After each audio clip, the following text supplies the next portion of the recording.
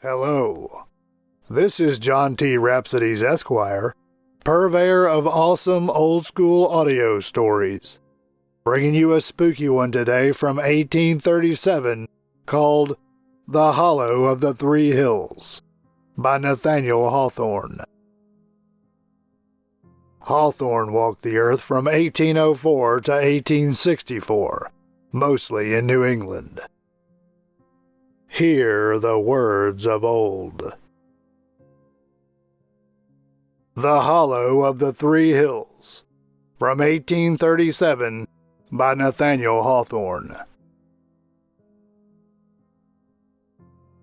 In those strange old times, when fantastic dreams and madmen's reveries were realized among the actual circumstances of life, two persons met together at an appointed hour and place.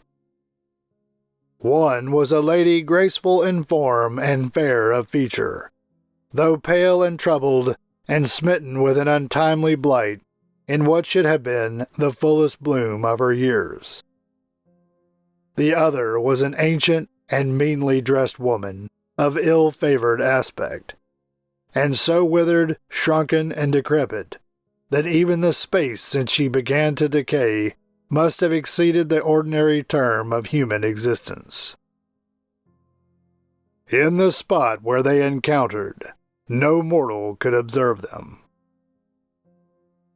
Three little hills stood near each other, and down in the midst of them sunk a hollow basin almost mathematically circular, 200 or 300 feet in breadth, and of such depth that a stately cedar might but just be visible above the sides.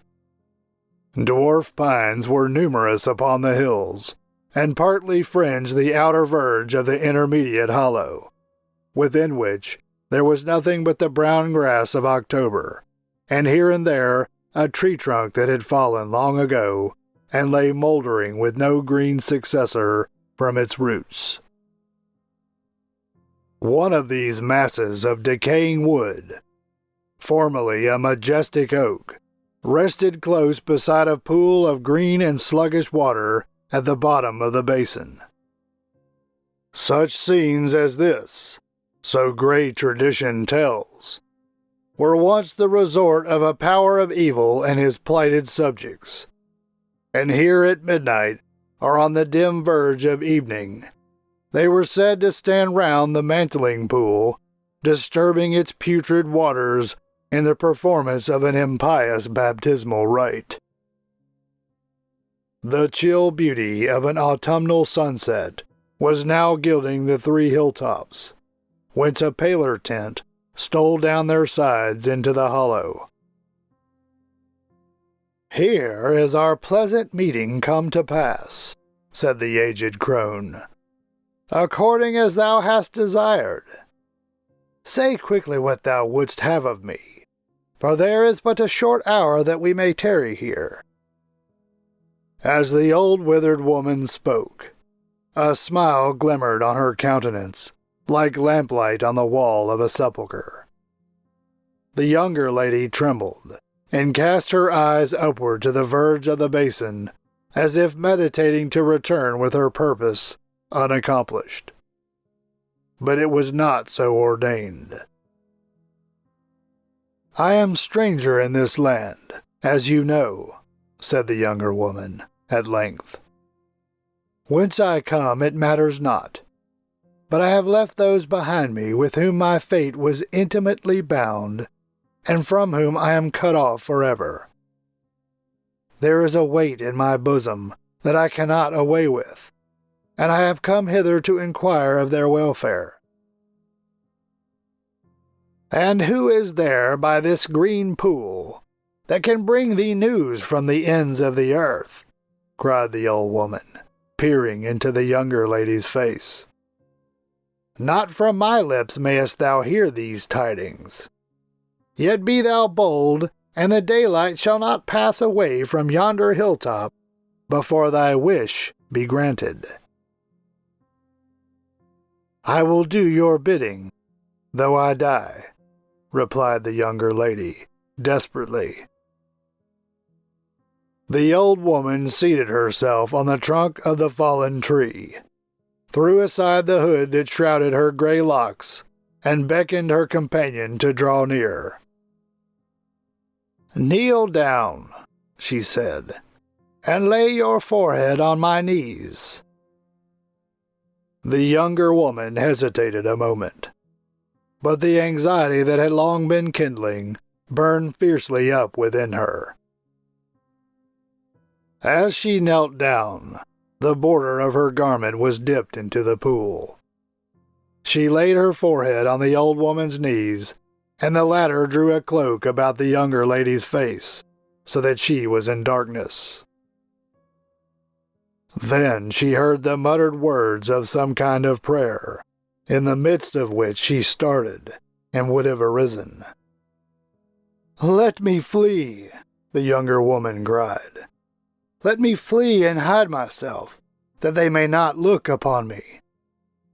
But, with returning recollection, the younger woman hushed herself and was still as death, for it seemed as if other voices, familiar in infancy and unforgotten through many wanderings, and in all the vicissitudes of her heart and fortune, were mingling with the accents of the prayer.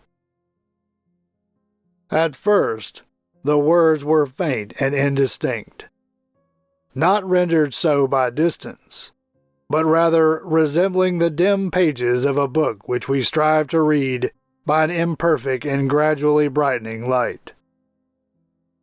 In such a manner, as the strange prayer proceeded, did those voices strengthen upon the ear, till at length the petition ended, and the conversation of an aged man and of a woman broken and decayed like himself became distinctly audible to the younger lady as she knelt. But those strangers appeared not to stand in the hollow depth between the three hills. Their voices were encompassed and re-echoed by the walls of a chamber, the windows of which were rattling in the breeze. The regular vibration of a clock, the crackling of a fire, and the tinkling of the embers as they fell among the ashes, rendered the scene almost as vivid as if painted to the eye. By a melancholy hearth sat these two old people, the man calmly despondent, the woman querulous and tearful, and their words were all of sorrow.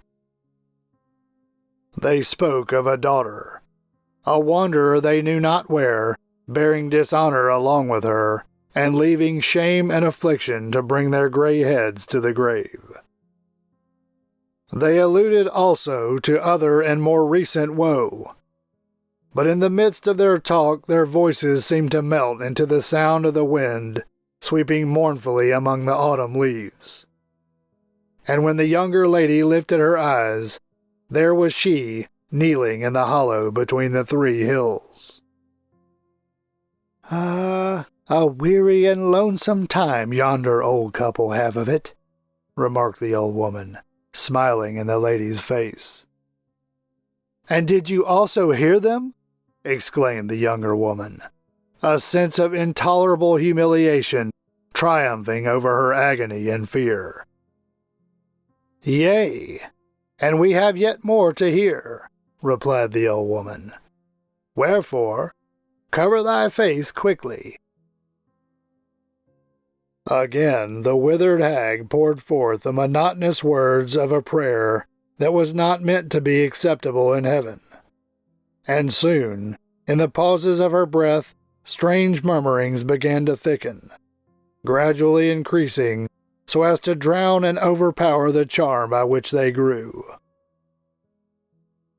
Shrieks pierced through the obscurity of sound, and were succeeded by the singing of sweet female voices, which in their turn gave way to a wild roar of laughter, broken suddenly by groanings and sobs, forming altogether a ghastly confusion of terror and mourning and mirth. Chains were rattling, fierce and stern voices uttered threats, and the scourge resounded at their command. All these noises deepened and became substantial to the listener's ear, till she could distinguish every soft and dreamy accent of the love songs that died causelessly into funeral hymns. She shuddered at the unprovoked wrath which blazed up like the spontaneous kindling of flume, and she grew faint at the fearful merriment raging miserably around her. In the midst of this wild scene, where unbound passions jostled each other in a drunken career, there was one solemn voice of a man, and a manly and melodious voice it might once have been. He went to and fro continually, and his feet sounded upon the floor. In each member of that frenzied company, whose own burning thoughts had become their exclusive world, he sought an auditor for the story of his individual wrong, and interpreted their laughter and tears as his reward of scorn or pity. He spoke of woman's perfidy, of a wife who had broken her holiest vows, of a home and heart made desolate. Even as he went on, the shout, the laugh, the shriek, the sob, rose up in unison, till they changed into the hollow, fitful, and uneven sound of the wind as it fought among the pine trees on those 3 lonely hills. The lady looked up, and there was the withered woman smiling in her face. "Couldst thou have thought there were such merry times in a madhouse?" inquired the old woman. "True, true," said the lady to herself. "There is mirth within its walls, but misery, misery without." "Wouldst thou hear more?" demanded the old woman. "There is one other voice I would fain listen to again," replied the lady, faintly.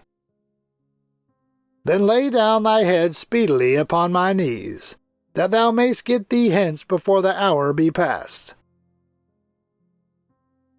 The golden skirts of day were yet lingering upon the hills, but deep shades obscured the hollow and the pool, as if somber night were rising thence to overspread the world.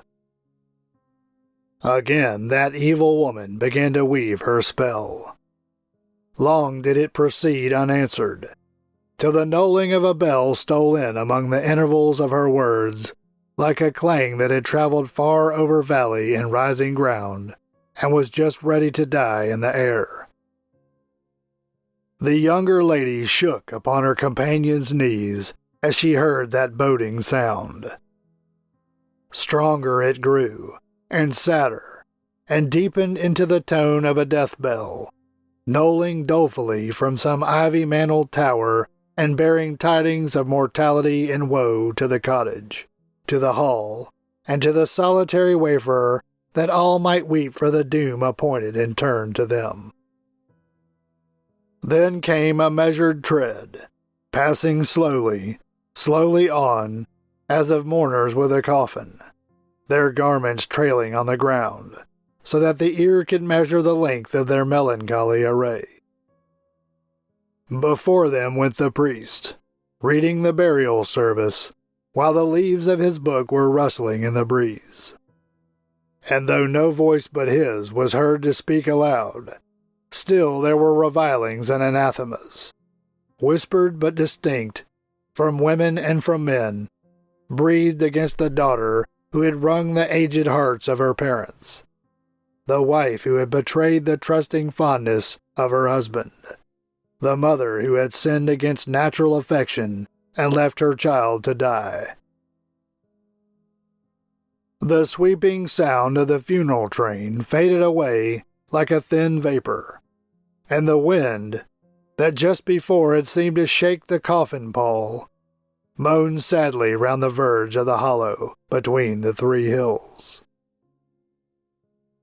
But when the old woman stirred the kneeling lady, she lifted not her head. "Here has been a sweet hour's sport," said the withered crone, chuckling to herself.